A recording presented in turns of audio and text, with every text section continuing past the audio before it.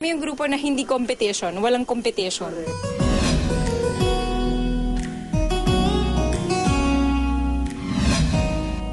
Nitong nakaraang linggo, sa isang venue sa Tomas Morato, tahimik na nagkita-kita ang Starstruck Season 1 graduates na sina Mark Heras, Jeneline Mercado, Yasmin Curdy, Katrina Halili, Christine Reyes, Sheena Halili, Jade Lopez at Rainier Castillo.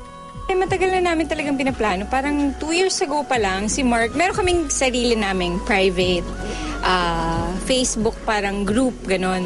So dun sa group namin, lahat ng batch namin, buong batch namin nandun, dun lang kami nag-uusap-usap. One time, parang bigla akong nagbukas ng Facebook. So, check ko, nag-uusap na pala ito mga sa kasi I mean, parang last year pa namin pinano to. So, parang hindi natuloy, diba?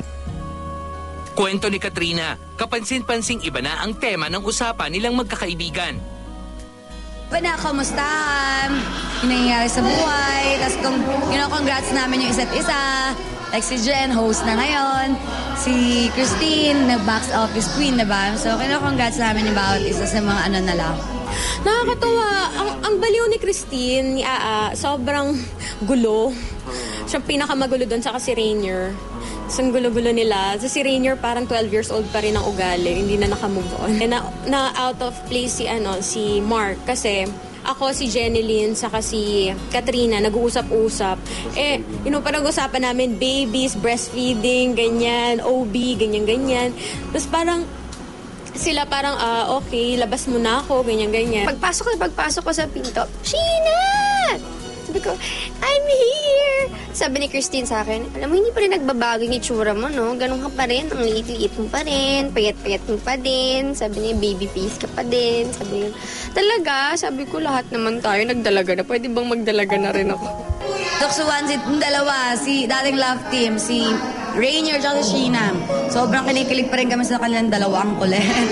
Tapos pinag-duet namin sila. Nakakatuwa lang kasi, syempre, magdi-10 years na pala kami sa October. Yes, tutuksin nila ako kay Mark, ganyan. Tapos si Mark din kay Christine. Tapos si Jeneline at si Mark naglolokohan na kay Jazz, ganon. Nasaan na raw yung sustento ni Mark kay Jeneline.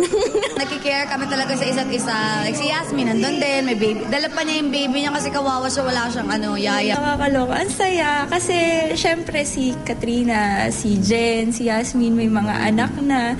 Parang ang biruan namin, ang sabi nila, mag-anak na rin kayo para yung reunion natin, laro, parang may mga playmates yung mga anak natin, gano'n. Ang hindi lang talaga nakapunta, si Nadine kasi nasa Cebu daw siya. Si Christian naman nasa US. O si Dion nasa vegan. Si Anton biglang nagkaroon ng flight kasi flight attendant na siya ngayon.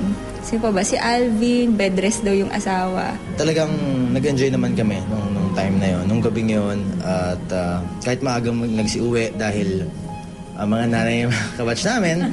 Diba? So, sabi nga ni Buboy, parang, kasi umiinom kami din. So, parang medyo nabitin kami. Parang sabi niya, kung gusto niyo pala ng maaga umuwi, dapat mga 11, dapat mga 1 pala nag-start na tayo.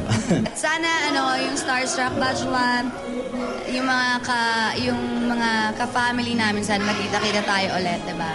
So, masarap naman balikan yung dati eh. Diba? Masarap balikan yung saan tayo nanggaling.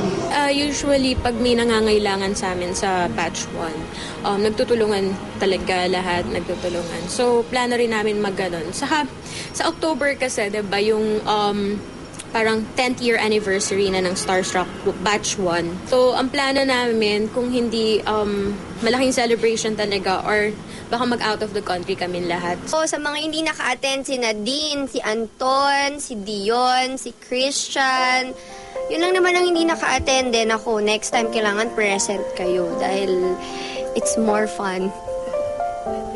It's more fun in batch 1. Yes!